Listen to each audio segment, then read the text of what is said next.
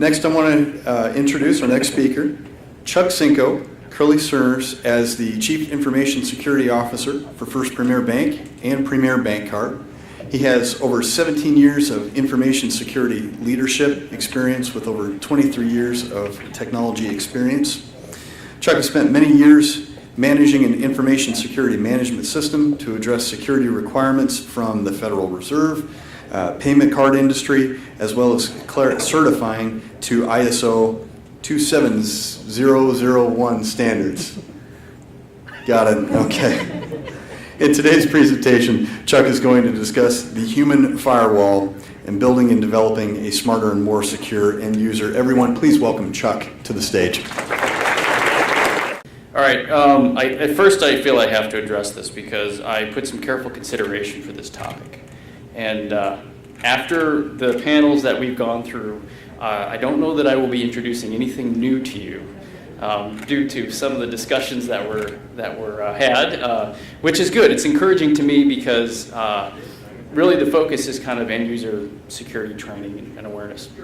And now that it's brought up, and there were some questions in the audience, I'm kind of encouraged because I see that organizations are considering it and it's part of the response and part of your education plan. However, I think the one thing to note is you shouldn't wait to have a ransomware event before you start to develop your awareness training program or to mature what you already have. So that's, I think, one thing to consider. And also one thing I also thought was interesting was Special Agent Patel's presentation. The number one compromise or cost, does anybody remember what it was at the top? It was like $300 and some million. It was business email compromise, absolutely. So there's a lot of great segues into this topic, and I appreciate you guys being here. So did it move? Did the slide go? Okay, great. So let's just take a step back and look at information security in general. I think that when most of us think of information security, we think of it as a technology problem. We try to solve it through the use of all sorts of different technologies. We try to harden our networks to try to prevent intrusion from adversaries and external threats. We have firewalls and intrusion prevention systems. We try to harden our internal systems to try to prevent internal compromise or pivoting if we do have issues.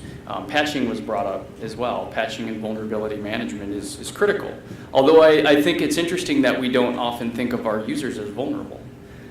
We just really focus on our systems. And so I think there's a mindset that will be changing and already is, as evidenced by some of these other discussions. We deploy endpoint technologies. We encrypt our data. We have strong access controls. We implement data loss prevention to try to track where our data is going and prevent it from going where it shouldn't be going. And then we have all these things that we try to do in combination to meeting all the compliances that we have to meet. And this list is not getting any smaller. It will continue to grow, and there's a number of technologies and things that I didn't list on here that we also implement, but you get the point. So, information security, as has been pointed out here a number of times, is really more than just technology. There's this idea of this great combination of taking technology and developing standards and processes, and there's been reference to ISO a number of times. There's been a reference to NIST and other standards. All great things, all critical to a well-balanced information security program. Yeah. And then you have the people piece, which oftentimes gets left out. And that's a critical mistake. And many times we respond in a way that we look at how do we secure the human? How do we address this awareness and this training issue? And one thing you have to keep in mind is if there is one crutch to technology, it's the people that run it and it's the people that are bound by it. I'm sure everybody is familiar with the term shadow IT. Users will find a way to do things. You cannot prevent some things, and you have to anticipate and you have to build additional mechanisms in place. So it's critically important that we have a good balance between the technology that we leverage, the processes and the programs that we implement to make sure that the behavior is documented and understood by our users, but also that our users understand what they're supposed to do and that they're well trained and educated. So our employees are our weakest link. Anybody here disagree? Running an information security program for a number of years would be the first to say the last person that I want to make the decision as to whether we're secure or not is my end user. So my goal is to put in preventative technologies and detective and responsive technologies so it does not come to that. However, that is an inevitability that you cannot avoid because we give our end users the ability to make a good decision and a bad decision on a daily basis. And there's nothing you can do about it because as long as you're connected to the internet, there is no 100% secure and you cannot prevent or shelter your end users from everything. Just like your kids, you have to prepare them, let them go out into the world. Maybe they make their own mistakes. Hopefully they don't hurt themselves along the way. So our employees are constantly being targeted. The two malware events that were brought up, or the ransomware events that were brought up, were specifically emails that were brought in that were addressed that caused ransomware. So you cannot prevent that 100% of the time. And additionally, the security technologies that we put in place are going to fail. There's the reference of 0-day that came up. Well, guess what? That means that it's never been seen before, so the products that you have, depending on what it is unlikely to identify it, which means it's going to be successful to a certain extent. And currently our most of us have some kind of training in place. In most cases, it's an annual training, and if you have more than that, good for you. But like for most of the regulations that are out there today, they require an annual security awareness training, which really ends up being a web page that people click through or a document that they read, which changes maybe 10% over the course of 1 year to the next. So what I would say is we have somewhat of a stagnant and static end user training program that is somewhat ineffective. Although I'm not suggesting we don't do it, it's not necessarily the way to inform our users as to how to prevent some of the emerging threats and become a victim. And then really, this is an interesting aspect to me is when the end user does make a mistake, how many of them are willing to call the help desk and say, I just clicked on that thing and I wasn't supposed to do that? Not many of them. Unless you have a culture that supports that particular policing, they're going to hide it, and likely you're going to have to find out where it came from, and you're going to have to research that, and that takes additional time, and many of us don't have the capability and the tools to do that. So that becomes even harder. Okay, so this is obvious, and this has been brought up a couple times. That being said, we're 1 or 2 clicks away from being owned on a daily basis. That's kind of a harsh way to put it, and I don't like to be a pessimist, and it took me a long time to accept the fact that it's not a matter of if, it's a matter of when, but I do truly believe, depending on what you consider a breach, that's going to happen or has already happened to everybody in this room. The goal is that we minimize the impact and that we respond in a quick and efficient manner. But 1 or 2 clicks away, that's all it is. We could have a hacker on a system that could pivot to additional systems. We could have malware that's affecting our operations. We could have ransomware that I think everybody understands how ransomware works. That can be extremely impactful. And not only that, we can have data loss. Depending on what your industry is and who targets you, we could have data leaking and we don't know about it. Worst case scenario is you get a phone call that says you've had a breach and you have no idea that it's happened, and you argue the fact that it's actually happened. So what are we going to do about it? Okay, there are things we can do. Obviously, I'm not going to discount the effectiveness of technology. Am I on the right slide? New training requirement? Okay, good. I can't tell. So the technologies we have in place are absolutely critical. I would never discount the need for them. However, we have to couple, as I showed earlier, the use of technology, the development of processes, and the development of our people, of our staff. So what can we do? I mean, what are some of the options that we have? I think from a training perspective, and I'll tell you what we did, which really mimics a lot of the things that were listed up and discussed earlier. You need to have a training program that's a little more relevant, that is targeted. You have to build specifics into it. I'm not suggesting that you have your static training, which says here's our policies and our procedures and your password should be this and don't do this. You have your acceptable use things. Those are necessary. However, they're not going to ready your employee to go out into the world and not become a threat to you. So including specific examples helps. referencing things that actually happen, like people go to Amazon and order things, and they file their taxes, and these are all common threats and scenarios that they're going to be exposed to either at home or in the workplace. And then additionally, training is not something that can just happen once a year. It's much like any other thing in security. It always has to be on. It's not a one-time deal. It's not a one-and-done thing. So moving past that annual training, yep, I clicked through 8 pages and passed the quiz. Let's get on with our day. It needs to be more frequent than that. And also, I think in order to be effective, you have to consider additional methods in terms of how you're delivering your education and your material.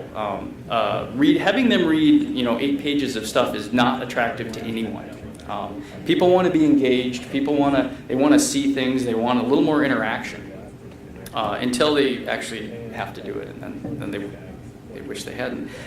So the static approach, while it's necessary, I think needs to be really enhanced upon. So you can provide videos. There are training companies out there that provide content. Years ago, we used to have to do all our own stuff. So we would scour the internet, look for the latest things, and try to update our training so that our users were aware. I don't do that anymore.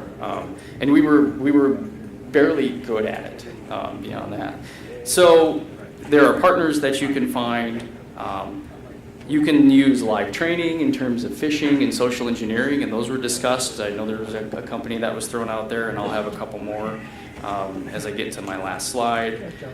So those are things that really become more effective than I've heard about it, you've told me about it, so next time I see it, as opposed to I actually saw it and I passed or I failed. So those are good things. And then the last really piece, I think, is trying to socialize education. I know that seems a little redundant, but make it fun, and try to gamify it, because people like statistics and they're competitive in nature. They want to win. And if winning means we clicked on less stuff than they did, then that's good. Now, that also means you're exposing the negative of human nature, and some people don't like that either. But I think there's a fine line in terms of what organizations will accept and what you can do in your organization. But potentially rewarding people for not doing bad things by giving them gift cards or some kind of recognition. These are things that people will want to participate in, and they'll look forward to the next exercise. So a little bit about what we did. Now, I've kind of mentioned we kind of went through the obligatory awareness training, which was fairly static. Now, as a bank, you go through like 20 regulatory trainings a year, so you're inundated with training. Security being one of them. So people get a little weary about going through some of these things, so it has to be somewhat differential to be effective. So I mentioned that this being static and not dynamic and difficult to update. And also, I didn't have a training staff either. Like many of you won't have that. So what did we do? We went out and looked at all the different vendor space, and we tested out a couple of companies. We started to introduce quarterly videos. So rather than, in addition to the static training that we still provide, we picked out different videos and we offered those up, and we started providing those to the end user. Got a lot of positive feedback, and actually that really led to the gateway of, would you come into my department and sit down with my staff and do some additional training? So that was really effective. But the videos are actually for a security person, the videos are super boring and they're really simple. So I struggle to understand how they can be effective for anybody. However, people they have a good message, and they're really short. They're 3 to 4 minutes, and we have like 50 or 60 videos we can pick from. And then videos are updated regularly. I don't have to do that. It's a win for me and my team. And then the piece that we added that I think was extremely effective, and there was a comment about it's hard to measure effectiveness of your end user training. That's true to a certain extent, because there are some metrics you can gather. We introduced phishing training, and that was kind of brought up earlier. We fish our users, the Pizza Hut coupon. I've heard that before. That's a good one. But we actually do monthly trainings. We send out about 1,500 emails a month to everybody, and they all get them. Now, you can do a couple of different things, but you want to make sure before you do this that people understand what they're supposed to do. because if they get these emails and don't know whether they're supposed to call the help desk or delete them or email to somebody, you're going to have a little bit of chaos until you bring a little order to that. So to get ahead of that, and kind of ties in with the response plan that was discussed earlier as well, is what do you want your users to do? Certainly you don't want them to click on things. However, when they do, it was also discussed, there's remediation that's popped up immediately. Boom, here's a common phishing tactic, look for this, look for this, look for this. So you have immediate remediation, immediate education right after they perform this negative action. You follow it up with a positive action. So that's also effective. The clickers thing was mentioned. So the tool we have is the same tool that's been mentioned, and I have actually a couple of different vendors that I use. So if every email is serialized so that I know it went to this particular person, and when they either open an attachment or click on a link, that goes back and is then registered. So now I know that this particular person failed multiple attempts on a single email, and I can track that. So now I have statistics that show me what our prone phishing is, what our vulnerability is in terms of people clicking on things. And in the back of the book, there's a question about what's the percentage of people that click on attachments and links. I disagree with the stats. I think they're bigger than that, but I expected like half of our users were going to just go and click on everything, like 4 hours of making the screen go away. And actually they performed pretty well. So we were in that 10 to 15%, and we've been doing it for 6 months now, and we have a steady decline. But not everybody's a big fan of getting these and having to respond to them, especially when they fail. And it's a great opportunity because you're going to have a scenario where we sent out an Amazon, you got a package and you need to track it, and 1,500 people, one person has ordered something from Amazon. Now, they don't all get the same emails, but we had some people that are, yep, I did that, and that's not fair. So there's an aspect of helping people understand that they're not being targeted. This is not. But they do need to understand the risk that they pose in terms of if you do click on this. I don't think a lot of people understand that they can be held accountable to that. And they just kind of, I'll go on my way and I'll either won't report it because maybe nobody noticed, or we'll see what happens. So it's important that they know that and they understand. So number one, if it does happen, that they're the first to raise their hand and say, I just did this, I'm sorry. And that way your response team can follow up and see, because maybe it wasn't a simulated thing. And now we have more people forwarding in the phishing that they do get. The problem is there's a fine line between spam and phishing, and I don't want to get every unwanted email that every user gets. So that's a challenge if you're thinking of trying to process it that way. But it's good because then we can also track how many help desk tickets were created and what percentage of our users responded. So we can track things that way to see, is our training really working? Are the people doing what we want them to do? So that's been beneficial. The stats have been very nice. And then in terms of how do you respond to people that just don't get it, certainly sending more messages isn't working, because the same people fall for the same things, and you look at it and say, I don't understand how somebody clicked on this. This was the simplest. It wasn't even spelled right, But some people they get busy and they don't pay attention, and their finger gets itchy and they just start clicking on things. So you can remediate, do a video. Joe mentioned the video. We look at it more from a personal perspective and try to schedule a meeting and get in front of them and walk through actual simulated exercise and say, this is a message that you failed, and it's not that harsh, but and here's the things you need to look for. And the vendor that we use also has material that we can print off and provide to our customers if we want to. They have simulated exercises that don't involve sending emails, but rather kind of like a video walkthrough of here's the different flags, the red flags you should look at.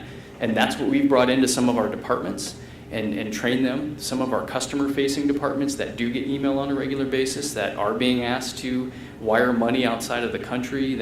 So if you can prevent one of those, you're saving a ton of money for the company and a lot of headache. So that's one of the ways that we've attempted to address that.